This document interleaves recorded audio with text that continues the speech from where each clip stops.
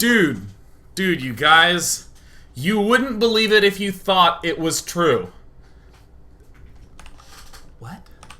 It is currently Monday, September 24th, 2012, and this is Day 9 Daily number 504, where ordinarily we learn to be a better gamer, but it's Monday, which means it's time to dick around. I don't have a mug with a chicken on it, those are all dirty. I have a standard blue mug, but I drink to you, beautiful nerds, who have showed up today to indulge in that which is not quite playing the game we know and love, playing a bastardization of it. Or I guess letting other people do it and then laughing about it. Oh, the coffee is especially mild today. You know, something happened to me a long time ago. And by a long time ago, I mean probably a few weeks ago, and I should have done this earlier, where I realized that the main thing I love about coffee is the fact that it is a hot drink that I can sip at. And I realized perhaps I shouldn't be making my coffee so strong, because if you drink 4 cups of it, you start to be like, just about everything. Like, Sean, can you take your laundry out of the dryer? Yes, I'll take the fuck out of the laundry out of the dryer. You rush over there and you take it out, and then you leave it in your laundry hamper. Because you're a man. These are clean clothes, and it will never, ever leave there and go into a drawer. And then this is when it made me realize that perhaps I should back down a little bit, and I have some particularly wonderful and mild coffee. Oh, it's just right to help me convey the mood that I am in today. The mood that I am actually in is one that would be described as post-rage. Why, you say? Because I misunderstood a card in Magic the Gathering. Let me straighten my collar out, much to the chagrin of the audience, only to do this. Yes, that's right. Let me turn the sleeve up. There's a large segment of the Day 9 Daily audience that's marginally OCD. And to you, lols. Okay, no, I'm not going to be a jerk. All right. Okay. So last night, I was against this guy. His deck, better than mine. On the verge of losing? Of course not. Well, I made it close because it makes for a better story. Game 1, I adroitly maneuvered around a tense situation, removing all his scary creatures and whacking away at him for a little bit, just chipping away, until finally, with no creatures on the board and 9 mana out, I volcanic geyser blasted him right in the face. His face exploded, or at least it did in my mind. And I was like, that'll show him. Game 2 got destroyed because his deck was better. That's what happens. Game 3, things are tense. Things are looking good. Then things start looking bad. Then he starts getting more and more huge creatures. I have 2 pathetic, sad, frowny little flyers that I can't do anything with. Except chip away. Just chipping at him. And then he's down at 7 life. Each of my flyers, there's 2 of them. They each do 2 damage. 2 times 2 is oftentimes 4. If I attacked with both, I would do a grand total of 4 damage. Except I had an extra special card in my hand. This card, when casted, says, attackers do 2 additional damage this turn. 2 times 2 times 2 is oftentimes 8. Therefore 8 better than 7. Yes! I realized I could kill him that turn. I cast the spell. I declare my attackers. And I only hit him for 4 damage. Why? Because you have to cast it after you declare the attack. And I almost threw up. I was so upset. I was like, that was... Oh my god, I'm gonna lose now! And you know what the other guy said? He said, learn from it. And I was like, oh, what's there to learn? I was like so mad. And the worst part of all, you know what this card is called? This special card? Trumpet Blast. Of all things ironic, the card is called Trumpet Blast. For Day 9 Trumpets. Day 9 Trumpets, 2nd place in the Team Liquid esports competition, losing only to Special Tactics. Are you serious? The song was going so great until I pulled the trumpets out. I can't believe it. I actually can't. If you don't know what I'm talking about, look up Day 9 Trumpets, have a lull, link it to a buddy. And that happened last night, and I was actually mad for like 6 hours. I went to bed arguing with him in my head and winning. And then I woke up at 8 and had to do things. But that's okay, because it's Funday Monday, and in the midst of preparation, I abandoned you to get donuts, and I ate 3 of them and left 3 for my roommates, but they've only eaten 1, so I'll eat a 4th very soon after this. And it is time now for me to share with you the topic of today's Funday Monday. You may not take any of your gas geysers until you have 3 bases. This has a very special history with me. Love that mild coffee. Way back when, there was an individual named Savior going up against Bisu in the MSL Finals. Savior got absolutely thrashed 3-0. It's not a spoiler. It happened years ago. I was like a sophomore in college when that happened. Unbelievably long ago. Most of you weren't even born back when this happened. And Savior mass expanded every game. It seemed impossible, and even though he got thrashed, I thought, I'm going to steal this. And I started to do a 4-hatch on 4 bases style in Zerg versus Protoss that was some of the greatest fun I've ever had, and I thought, why not make you, StarCraft 2 player, do it? Let's see the results. We're going to begin with the introductory game with none other than Micromanagement with the sound on, spawning in the left position. The right position. As the red Protoss.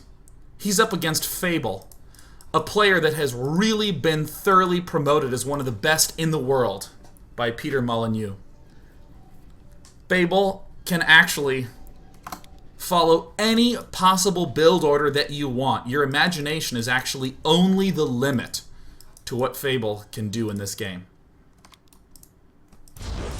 Micromanagement is going to be our hero who will be beginning with the triple expand before gas play. Now, he doesn't have to go expand, then gate. He can go double gate and then expand if he so desires, but he mustn't get those gas geysers started until Nexus 3 is started up. Micromanagement gonna go ahead and scout Fable, doing the unthinkable. Only the engine inside a brain that powerful could consider the construction of a pylon to the right, thereby gaining him the ability to build gateway number 1. That nice mild coffee. Now, if I wanted to continue making Fable jokes, there would be something along the line of how he's lawful evil, taxing people to get more money, and can have a bunch of children with a variety of people in the world, and how open style that is. But in reality, I just played that game to blow shit up. That's one of the main reasons why I play any game.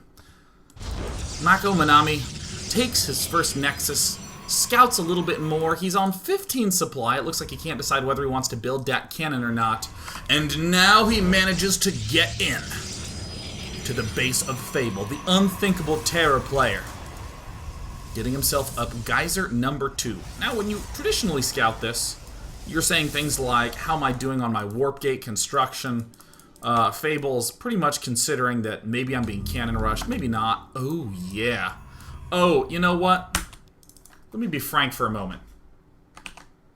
If you're going to be taking a fast third base, why not take it at the gold expansion? Now, this is in fact a metaphor for life.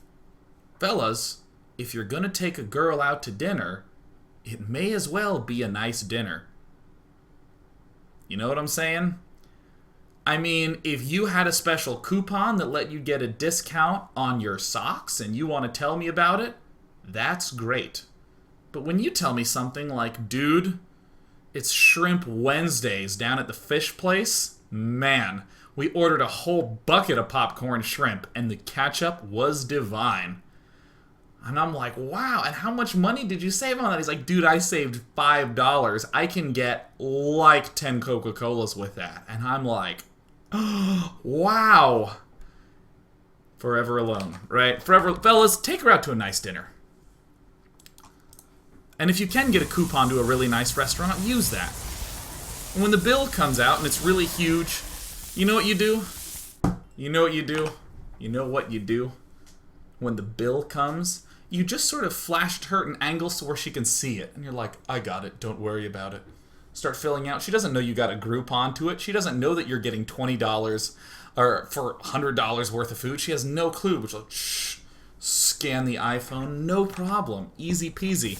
And I know a lot of you in chat like popcorn shrimp. That's not the point. The point is that 2 dates is always better than 1. Unless you hate her guts, then 1 date's better than 2. Or anything greater than 2. Mako Manami, the ever so dashing, cunning gentleman that he is, needs to turn his frickin' volume down. It's at 18%. Jesus! It's destroying my ears! Mako Manami, such a suave baller dashing gentleman, getting his gateway up. We see the chrono boost on the warp gate, but of course warp gate is done, and I don't know if this has ever happened to you. This is... oh god, this is the worst feeling in the world. Have you ever finished warp gate, and your stalkers are like not quite done yet, and you think, do I let these finish? Or do I just turn them into warp gates and build them right now? I don't know if this has happened to you, but I cook a lot of pizzas in my oven. And sometimes I realize that I set it to the wrong temperature and it's about halfway cooked. And I think, do I wait another 40 minutes for this pizza? Or do I just go buy one? The dilemmas, the bachelor dilemmas. Mako Manami. Yep, there's going to be a lot of food analogies today. I've been very hungry lately. I've been exercising. Fable begins with the observer, and this dastardly bastard indeed gets his robotics bay up. Meanwhile, at the front ramp of Mako Manami... oh my god, he walked right by the cannons. What is this sort of defense? No. No way, that is so immoral. Stand your ground. Fight like a revolutionary soldier in a line. With honor, let us both agree when the battle begins. Some excellent micromanagement by Mako Manami. Taking stalkers out. Taking them to the lettuce store. Smacking them down. Just shoot that. Come on, shoot it. Shoot it. Oh, thank God. Oh my God. Come on, get it.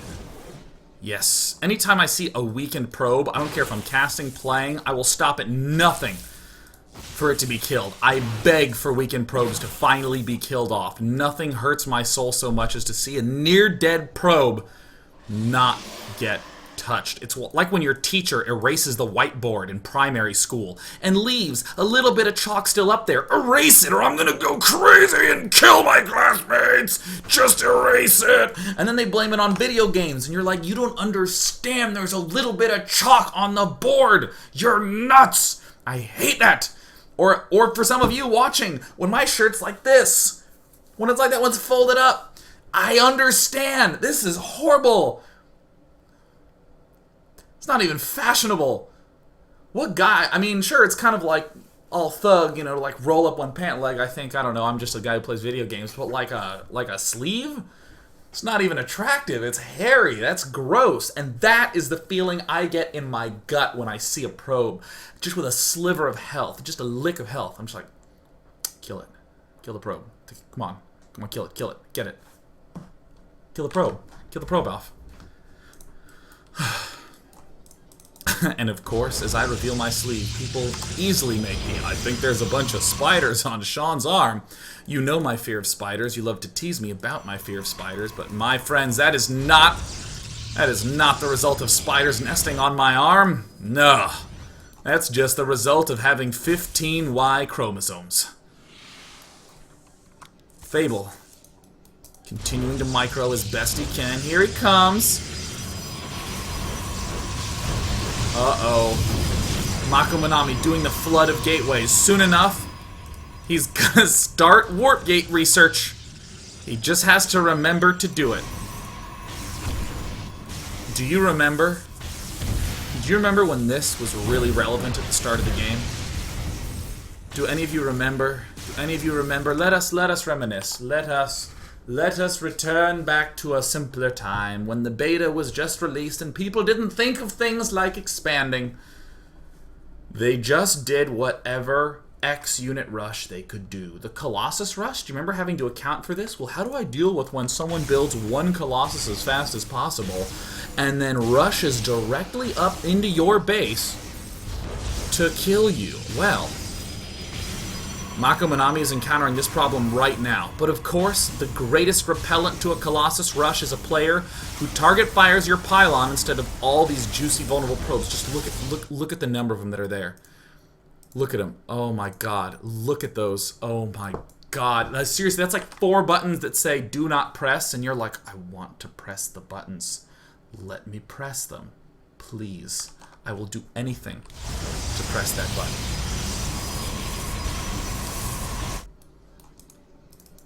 Alright, Fable. Doing the infamous, my money got high, therefore I'm 5-gating. Now, this ordinarily would be threatening, except Warp Gate's not done yet. And now we have 2 Colossus trying to swing on in. Oh my god, pyloned. Pylonage. And micro. This, ladies and gentlemen, is micromanagement in the modern era. It's not about angles, it's about... Oh, there's a cliff here. Oh, excuse me. Excellent. Every time I look at a Colossus, it reminds me of myself at age 15. Let me tell you a story. At the start of 7th grade, I was 5'2". At the end of 8th grade, a mere 18 months later, I was 6'1". That's 11 inches. That's, even if you don't know the American system, that is a substantial amount of inches. The inch amount was substantial, and I am talking about my height. And, you know what I thought would be cool? First of all, that hurt like hell. That was terrible. I would like walk into my mom's room in the middle of the night and just like grab my thighs and be like, what's happening to me? She had no idea what I was talking about. They hurt because the bone was stretching, but when someone wakes you up in the middle of the night and is your son, what's happening to my legs?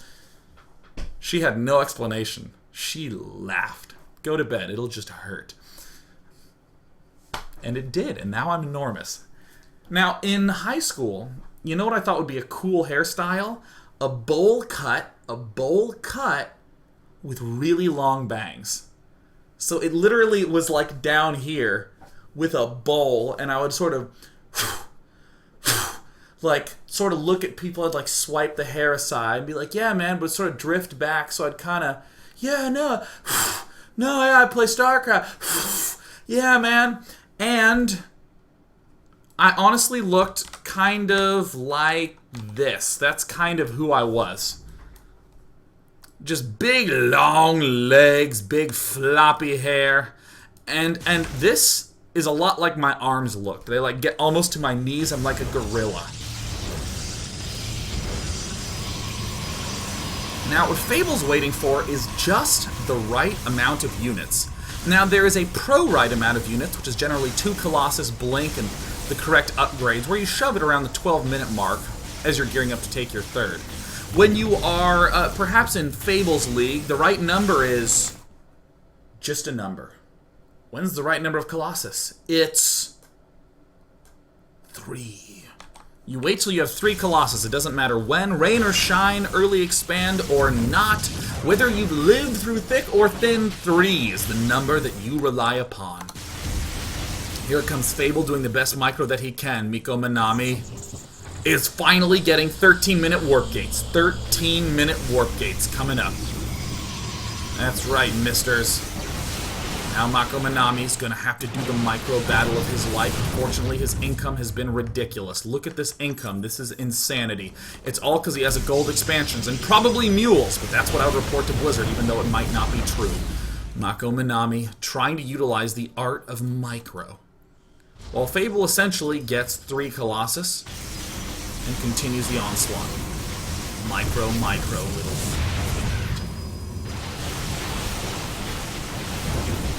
And Micromanagement using the power of Protoss Micro.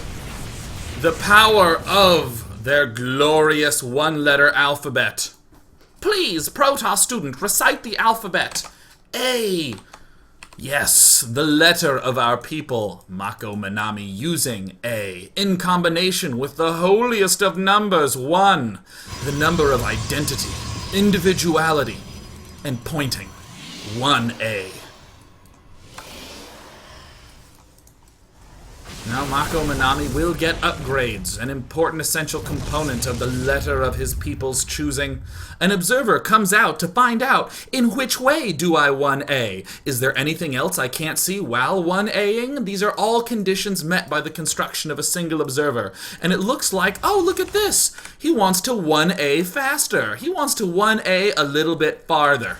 No matter how he chooses to 1A, this is stylistic, this is strategy at work. Now, he's going to go ahead and expand here to build more units to A with. And in the meantime, he's going to A stronger. He might even upgrade to a larger font size, or perhaps use bold, underlined, and italics. Yeah, I'm talking to you, GeoCities website from 1999. Mako Manami going to throw his guys into gas. And these poor units are going to encounter a situation that they have never met before. What do they do now? What? How do we respond? Quickly! Quickly!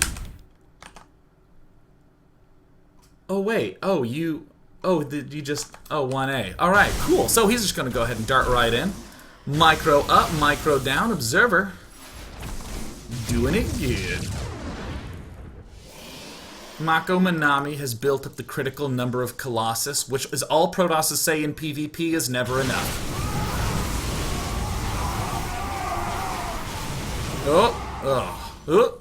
Nope, better retreat. Get these 3 Colossus.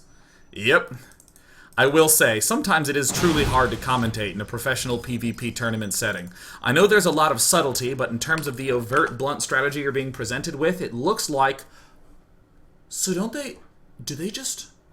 Is that the unit you get? I had a friend. I was actually sitting here watching some PvP epic match in GSL, and it was so good. It was the great. I was like on the edge of my seat. They were expanding so much, all the blink maneuvering.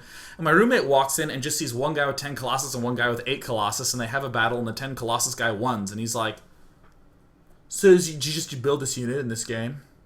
Is that did you just do that? Is that the key unit in this matchup?" And I'm like, well, in the mid-game, it does require... I mean, it is sort of the fundamental linchpin of your core army. I couldn't describe it. I couldn't not just be like, yeah, the guy, he had more Colossus, so he won. I wanted to not say that, but it's how he got more Colossus that's cool, right? StarCraft fans, help me out here, man. Oh, God, I can't even get achievements here. Regardless, Fable, doing his best to keep himself alive. Oh. Excellent. I can now get achievements. Mako Manami, having superior Colossus count, gets a humble GG from Fable, who does not complain, who does not whine, who does not hate, who does not present excuses, or say that the matchup is imbalanced. It's in favor of a Protoss on the right. Fable goes out with honor, and honorable men we respect to you, Fable. I bow. And I'm going to go for 2 short minutes, because when we come back in part 2, we're going to see things get a little bit not so good for our wonderful friendly players in the early game. See you soon.